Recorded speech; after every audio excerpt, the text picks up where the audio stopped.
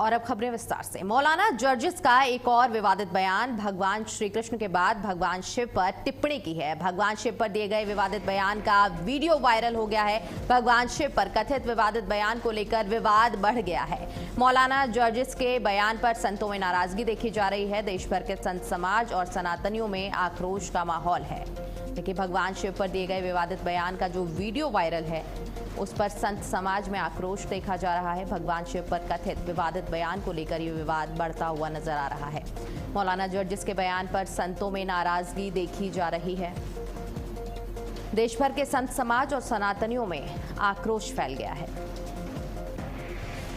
मौलाना जर्जिस ने भगवान शिव पर एक विवादित बयान दिया, जिसके बाद संत समाज में नाराजगी देखी जा रही है।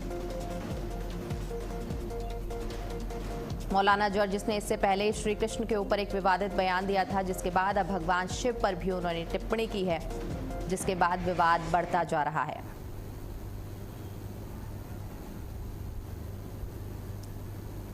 आइए सुनते हैं मौलाना जर्जिस का विवादित बयान।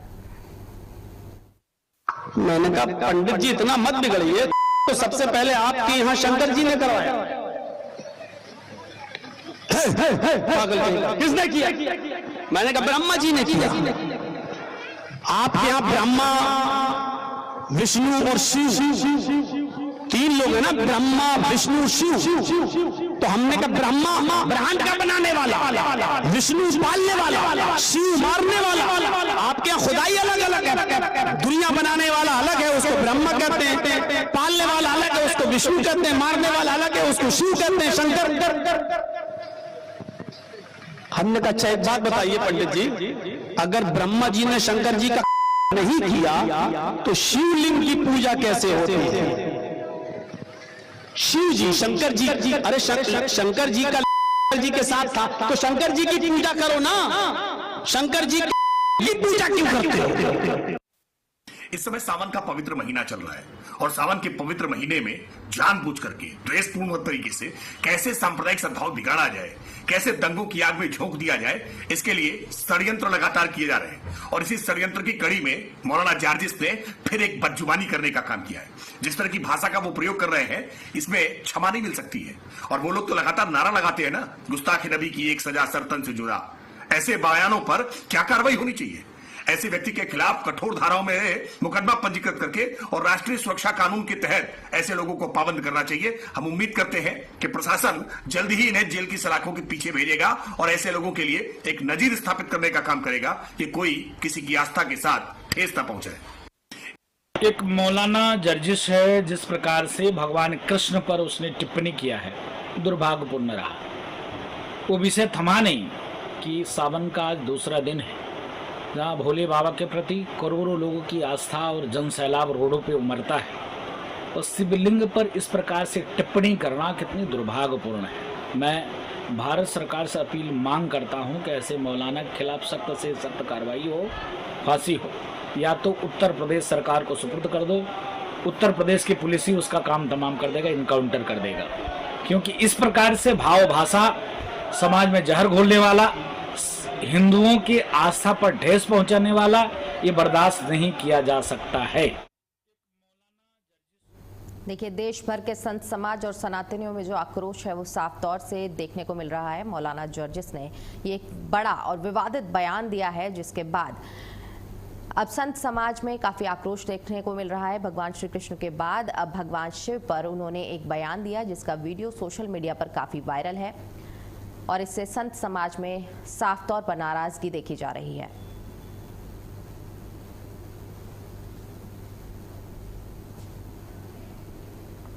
मौलाना जर्जिस लगातार ऐसे बयानबाजी देते रहे हैं और इससे पहले उन्होंने भगवान श्री कृष्ण के लिए भी उन्होंने इस तरह का विवादित बयान दिया था, जिसका वीडियो भी वायरल हुआ था। जिसके बाद अब लगातार उन्होंने भगवान शिव पर विवादित बयान दिया, जिसके बाद पूरे संत समाज और हिंदू समाज में आक्रोश फैल गया है। देश भर के संत समाज और सनातनी इसका विरोध कर रहे हैं।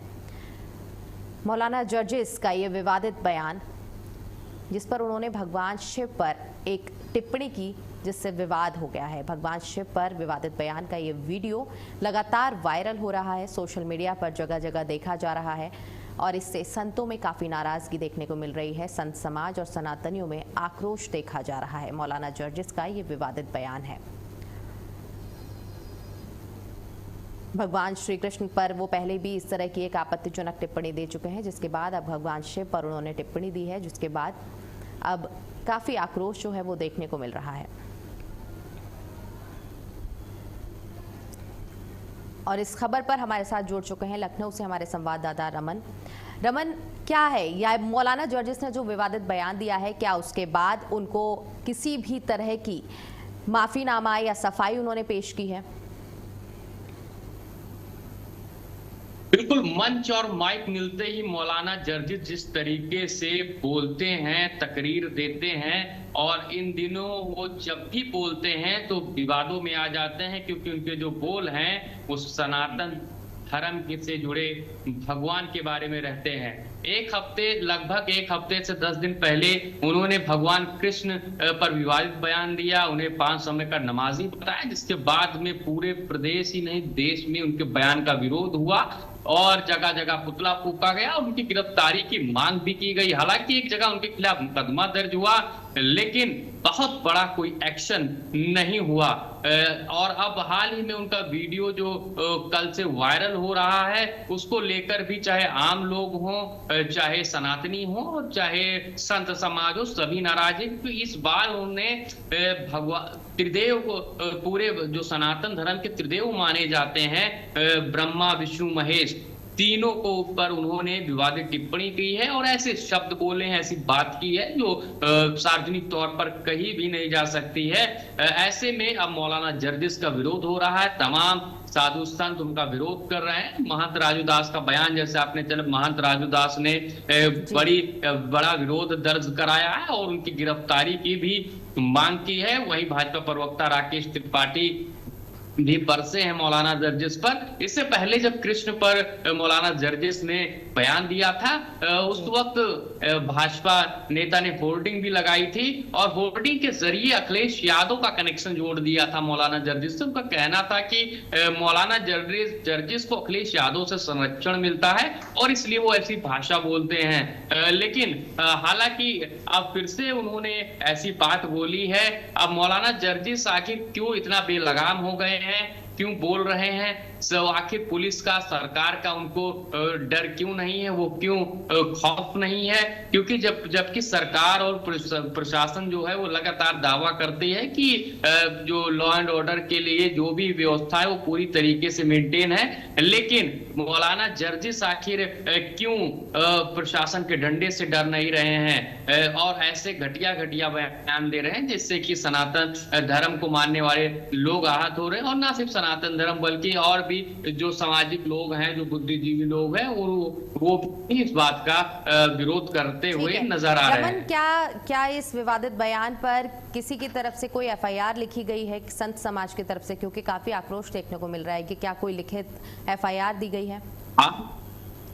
आज दोपहर में कई जगह पे प्रदर्शन हुआ और तमाम संगठनों, जैसे राजधानी लखनऊ के हजरतगंज में गौ सेवा परिषद द्वारा प्रदर्शन किया गया, पुतला फूका गया और तहरीर भी दी गई है। और ऐसे ही कई जगह पर, इलाकों में, कई थानों पर तहरीर दी गई है। हालांकि जल्द ही, पिछली बार भी मुकदमा हुआ था, माना जा रहा है इस बार भी अभी मुकदमा हो जाएगा। लेकिन मुकदमे के बाद भी जिस तरीके से मौलाना जर्जिस की भाषा जो है बदलती नजर नहीं आ रही और ऐसी बात बोल रहे हैं जिससे कि अशांति पैदा हो जाए, समाज में जो है द्वेष पैदा हो और लोगों में नफरत पैदा हो। बावजूद इसके बाद मौलाना जर्जिस जिस तरीके से अभी घूम रहे हैं और लोगों पर और टिप्पणी करते हैं धर्म पे, ये बहुत ही चिंतन का विषय बना हुआ है। रमन, जैसा कि आपने बताया कि काफी आज धरना और प्रदर्शन हुआ, देश में कानून व्यवस्था को संभाले रखने के लिए पुलिस ने इस पर सरसरी तौर पर क्या एक्शन लिया है? बिल्कुल अब तहरीर दी गई है, तो उसके संज्ञान में लेते हुए पुलिस को अब जो एक्शन लेना होगा वो तो अब चाहे कुछ घंटों में कोई एक्शन हो या तो कल एक्शन हो, क्योंकि जिस तरीके से इतना घटिया बयान दिया गया इसमें एक्शन होना तो निश्चित तौर पे तय है। लेकिन अब एक्शन कितना बड़ा होगा, कितना ताकतवर एक्शन होगा, ये देखना बड़ा दिलचस्प है, क्योंकि पिछली बार भी एक्शन हुआ था लेकिन फिर भी मौलाना जर्जिस सुधरे नहीं। और लेकिन अब उनको सुधारने के लिए कौन सा हंटर चलेगा प्रशासन का, ये लोग देखना चाह रहे हैं। रमन, चूंकि आप ग्राउंड रिपोर्ट पर हैं, तो क्या आपको लगता है कि इस तरह के आक्रोश के बाद कानून व्यवस्था पर कुछ संकट आ सकता है, कानून व्यवस्था बिगड़ सकती है? बिल्कुल, जब ऐसे बयान होंगे तो क्योंकि ये हिंदुस्तान है, यहाँ पर लोगों के लिए जो प्रायोरिटी होती है वो धर्म है और धर्म की आस्था है। और सनातन धर्म को मानने वाले लोग भी जिस तरीके से टिप्पणी हुई है वो विरोध कर रहे हैं। और इस विरोध के चलते क्योंकि प्रदर्शन हुआ तो पुलिस को भी उसमें इन्वॉल्व रोकने के लिए रहना पड़ता है। और तमाम ऐसी जगह पर अगर ये मामला बढ़ता है तो पुलिस के लिए बड़ा चैलेंज भी बन जाएगा। चलिए, आपका बहुत बहुत धन्यवाद। हमारे साथ लखनऊ से संवाददाता रमन जुड़े हुए थे, जो कि बता रहे थे भगवान शिव पर दिए गए विवादित बयान का जो वीडियो वायरल है, इस पर क्या ग्राउंड रिपोर्ट है। मौलाना जर्जिस के विवादित बयान के खिलाफ भारतीय गौ सेवा परिषद ने प्रदर्शन किया। अध्यक्ष देवेंद्र तिवारी ने मौलाना जर्जिस का पुतला फूंका, हजरतगंज थाने में मुकदमा दर्ज करने की मांग की।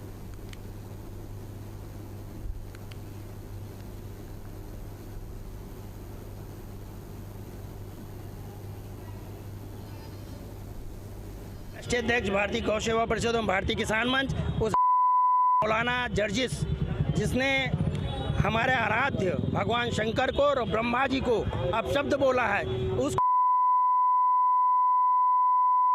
पकड़ के घसीट के पुलिस लाए। इसके लिए हम लोग आए हुए हैं और FIR दर्ज की जाए हजरतगंज में और उसे किसी भी तरह से पकड़ करके उसे जेल भेजा जाए। हम लोगों ने आकर के आज पुतला दहन किया उसका, और शांतिप्रिय तरीके से नहीं, अब उग्र होगा। अगर हमारे आराध्य के लिए नहीं बोला जाएगा गलत तो फिर ये अच्छी चीज़ नहीं होगी। अभी हजरतगंज कोतवाली में FIR दर्ज करने के लिए दिया गया है और इस को पकड़वा के मंगवाना है। एक खबर मथुरा से, जहां कांग्रेस सांसद पप्पू यादव के विरोध में संत समाज ने प्रदर्शन किया है। चित्रगुप्त पीठ आश्रम में संतों ने पप्पू यादव का पुतला फूंका और संसद परिसर में साधु वेश धारण कर बैठने पर आपत्ति जताई। संतों ने इसे लेकर नाराजगी जाहिर की है।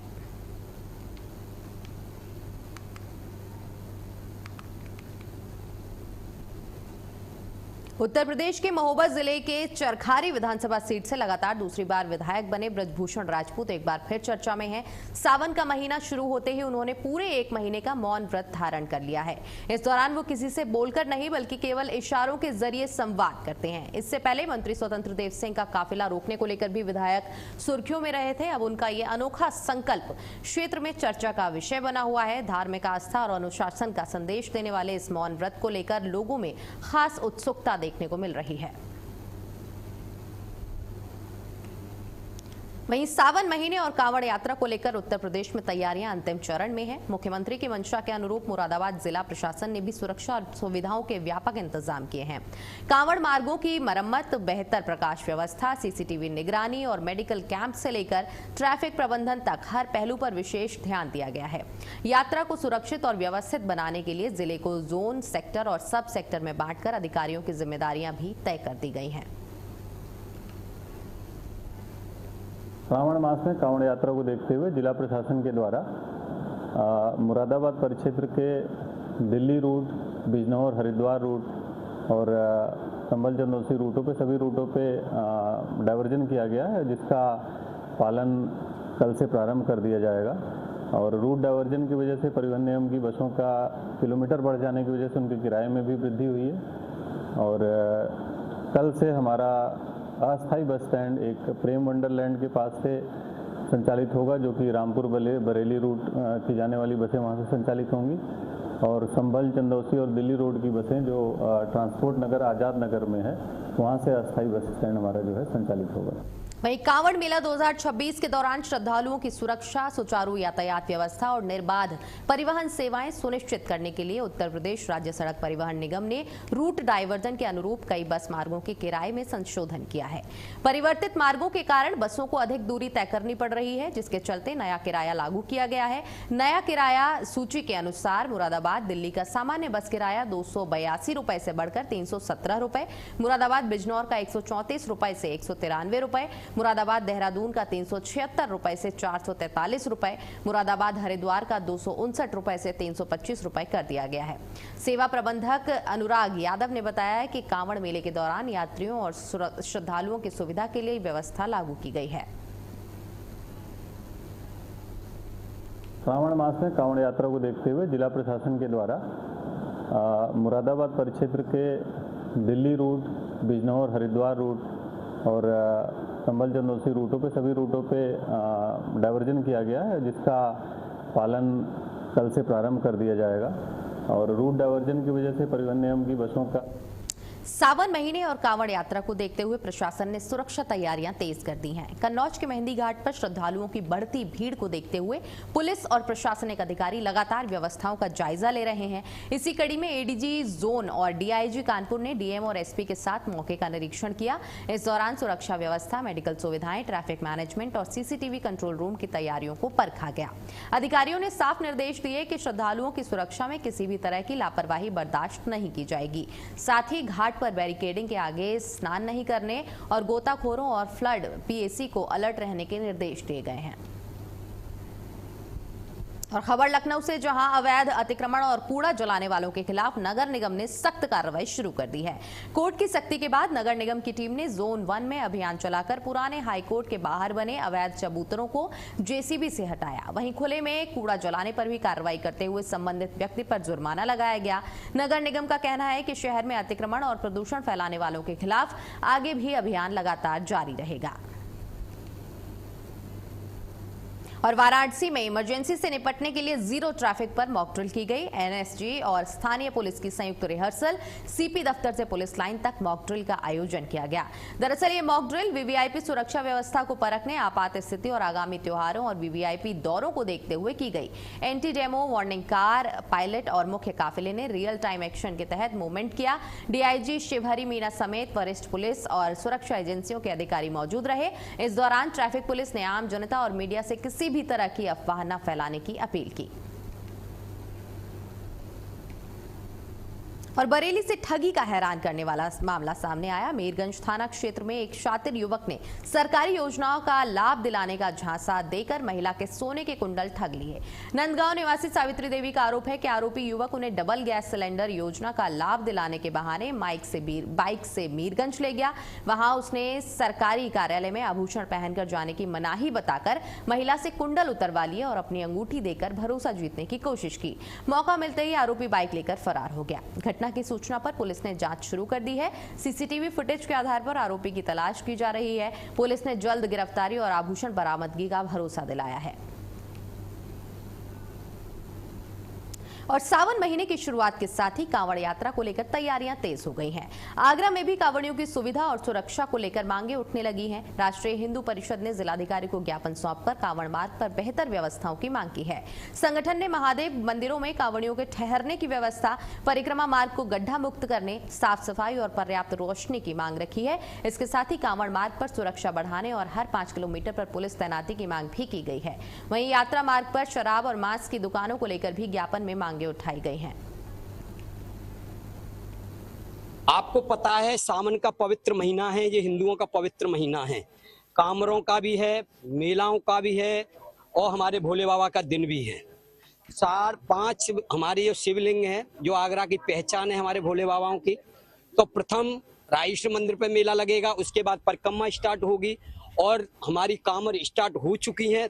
तो हमारी जिलाधिकारी महोदय से आज मांग थी कि जितना हमारा मार्ग है उसमें जो दारू की दुकान है वो ढकी होनी चाहिए, जो हमारे मार्गों में मीट अंडों की दुकान है वो बंद होनी चाहिए, पुलिस प्रशासन होना चाहिए जिसमें इन मांगों पर अगर अमल नहीं किया जिलाधिकारी महोदय ने तो हम उग्र आंदोलन करेंगे। राष्ट्रीय हिंदू परिषद भारत खबर यूपी के हापुड़ से है। पुलिस को बड़ी सफलता हाथ लगी है। पुलिस ने अंतर्राज्यीय वाहन चोर गिरोह का खुलासा करते हुए 2 शातिर वाहन चोरों को गिरफ्तार किया है। पुलिस ने वाहन चोरों के कब्जे से 8 चोरी की मोटरसाइकिल, 1 स्कूटी, तमंचा और चाकू भी बरामद किया है। पुलिस आरोपी शातिर वाहन चोरों से जुड़े अन्य नेटवर्क को भी खंगाल रही है। पुलिस वाहन चोर गिरोह से जुड़े अन्य बदमाशों के नेटवर्क को भी खंगाल रही है और आरोपी शातिर वाहन चोरों के तार किस किस गैंग से जुड़े हैं, ये भी पुलिस जानकारी कर रही है। थाना हापुड़ देहात पुलिस ने एक बहुत अच्छी कार्रवाई करते हुए 9 मोटरसाइकिलों को बरामद किया है और इस गैंग के 2 मेंबर्स को उन्होंने जो है गिरफ्तार किया है, जिनका बड़ा क्रिमिनल इतिहास है। इसमें एक व्यक्ति जीशान है और एक व्यक्ति मोनू है। ये दोनों गजरौला के रहने वाले हैं। जो जीशान है ये आजीवन कारावास भी काट रहा था, उसके बाद जमानत कराया है और ये हाल में लोहिया नगर मेरठ में रह रहा था। ये जो 9 बाइक्स बरामद हुई हैं, इसमें से 5 बाइक्स हमारे जनपद से चोरी हुई हैं और बाकी 2 अमरोहा और 2 कल्याणपुरी दिल्ली में इनमें अभियोग पंजीकृत है। लंबा आपराधिक इतिहास है इनका और ये लोग बाइक्स चोरी करके इनको दिल्ली या एनसीआर के और क्षेत्रों में बेचा कर। वहीं रेलवे सुरक्षा बल पोस्ट वीरांगना लक्ष्मीबाई झांसी ने गढ़मऊ रेलवे स्टेशन पर हुई डीजल तेल चोरी की घटना का खुलासा कर दिया है। एक संगठित गिरोह का पर्दाफाश किया है। इस कार्रवाई में गिरोह के 4 आरोपियों को गिरफ्तार कर लगभग 300 लीटर चोरी का डीजल बरामद कर लिया गया है। ये सफलता रेलवे संपत्ति की सुरक्षा और अपराध नियंत्रण की दिशा में रेलवे सुरक्षा बल की एक महत्वपूर्ण उपलब्धि मानी जा रही है। वहीं रेलवे सुरक्षा बल झांसी के पोस्ट प्रभारी योगेश राणा ने स्पष्ट किया है कि रेलवे संपत्ति की सुरक्षा और अपराधियों के विरुद्ध अभियान भविष्य में भी इसी दृढ़ता और प्रभावशीलता के साथ जारी रहेगा।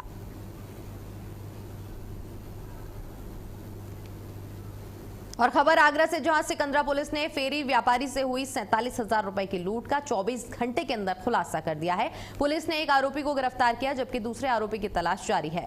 पुलिस के मुताबिक वारदात ऑटो में सवारी बनकर अंजाम दी गई थी।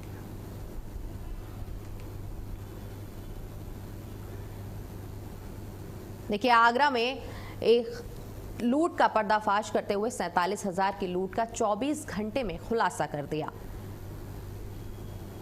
ऑटो में सवारी बनकर लूट की गई थी, जिसके बाद आगरा पुलिस ने तत्परता दिखाते हुए एक आरोपी को गिरफ्तार किया। वहीं दूसरा फरार बताया जा रहा है। लूट में इस्तेमाल ऑटो भी पुलिस ने बरामद कर लिया है।